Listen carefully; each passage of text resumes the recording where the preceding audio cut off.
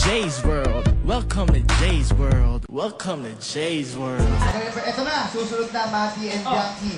Ito na po, maglalaro na po ang Star Magic Artist para syempre po sa mga kapamilya natin na sa Mindanao na naapektuhan talaga ng Bagyong Sendo. Kaya ito na po, ang Susi ng Kapalaran! Oras na para pabuhay na iyong inadorasan. Panalo ng malaking pag-premyo dito sa Susi ng Kapalaran! And now, welcome your hosts, Cocoa and Tony!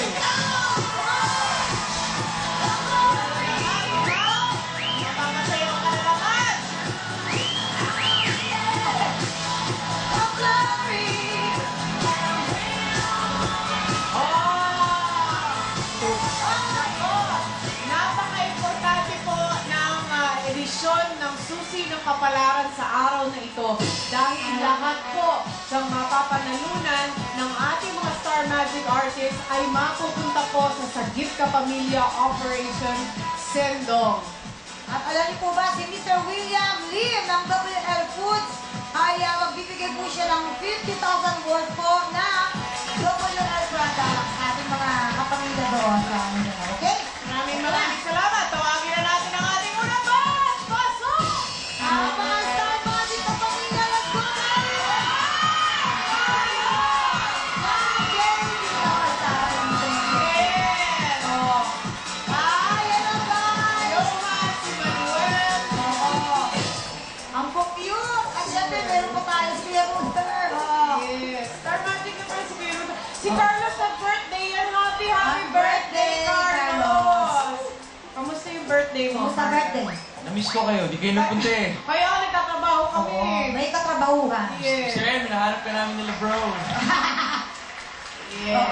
Eh, ay, siyang JV, ano yan? Napakahusay na rapper na bata. Yes. Napakahusay yan. Oh, talented talaga. I can't get it back, let's get it back. Who they got it back, but it's not too back. Yun. Hey, hey, that's not what I am.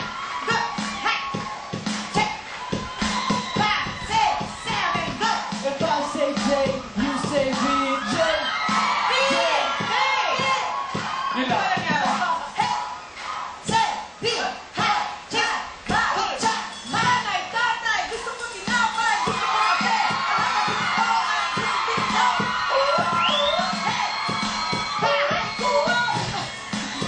Tayo na pagod. Ano ba yun? Ano ba ba ito?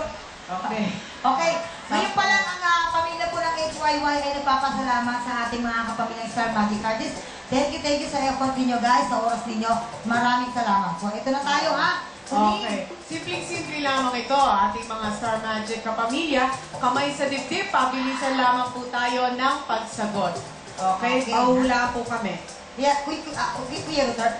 Yes, gumagana lahat yan, ha? Huwag kang mag-alala. Okay, ito po tayo, kamay po tayo sa dibdib. Ang hinahanap po natin ay isang tao. Tao, ha? Clue number 1, iginagalang. Clue number 2, nagsusuot ng robe or gown. Clue number 3, naghuhusga sa kaso. Yes, Kuya Ruther. Judge. Ay, sa korte, nagsisimula sa letrang H o letter G. Juez or judge ay... Tama! Pag-usay pa mo ng pasok at namimili ng iyong susi na pag-araran.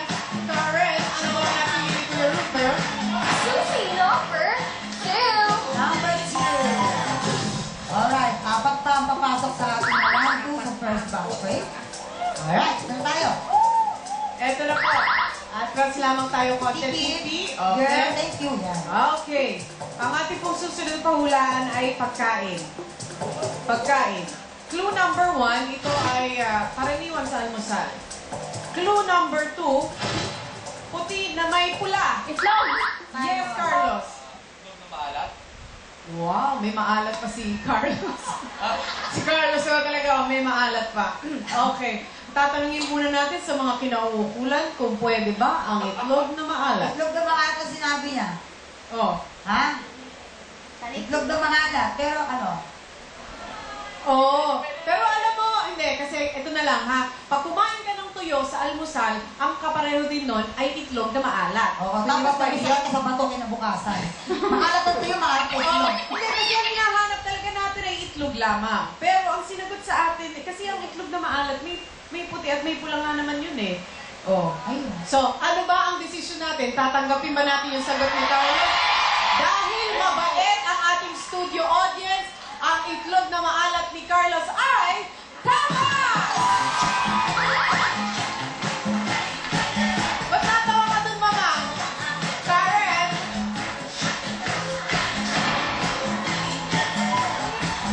Susi number 9. Hindi yon ang aking intensyon. Okay. Ang ibig ko sabihin, yung sinagot niya ay itlog na maalat. Ni Carlos. Tara. Ay, naku. Tupo tayo. Tatlo pa, ha? Diba? Ako sa Peter. Kayo ang mga isipan ninyo. Naku. Ito na tayo, ha? Ang hinahanap po natin ay isang probinsya. Probinsya, ano? Clue number 1. Mahabang isla ng Pilipinas. Yes, Sue. Palawan. Ayo, have you been to Palawan? No, How well, come you know the Candanes? Candanos. Because of the gravity of the earth. I see you're so very beautiful, ha? Yes. Yeah. Tapusin nga natin. Ang galing, Oh, ha? anong tawag doon? Mimaropa o Region 4. Puerto Princesa, nasa Canluran ng West. Nagsisimula sa letter P. Palawan ay... Tama! So, pag panabili ka na ng susi na yung mapalaran nakapanaklo na tayo, dalawa na lamang mula sa grupo nito. Karen, ano tingin niya? Susi number 1. Ay, oh. Dalawa pa, no? Tony, no? Okay, ito po ang ating susunod na paghuhulaan. Ito po ay ginagawa ng isang tao. Ginagawa ng isang tao, clue number 1, may kinalaman sa gunting. Clue number 2, may suklay. Clue number 3, ang nagpapaiksi. Yes, TP. Naggugupit ng buhok. Okay, nagpapaiksi ng buhok, barbero, bagong kasal. Nagpapagupit or nagpapagupit ng buhok ay tama! Dito na sa natin yung susi. Oh. Yan. Susi number 8. Number 8. Oh, ayan na. Isa na lang ang papasok sa atin. Ano yun? Isa naman. Kayla. Atras Ayan, ng konti, atras Kayla. tayo ng konti. Thank you, Kayla. Ating Star Power Girl. Yes, isa na lang ang papasok sa round 2. Ito na po. Ang hinahanap po natin ay isang bansa. Clue number 1. Nagsisimula sa letter A. Clue number 2. Malapit-lapit sa Pilipinas. Yes, Marion. Siyempre. Australia. Oh, hayo. Malaking bansa. Kontinente din. Maraming kangaroo. Kangaroo. Yeah, Canberra, Sydney, Melbourne, Australia is tama!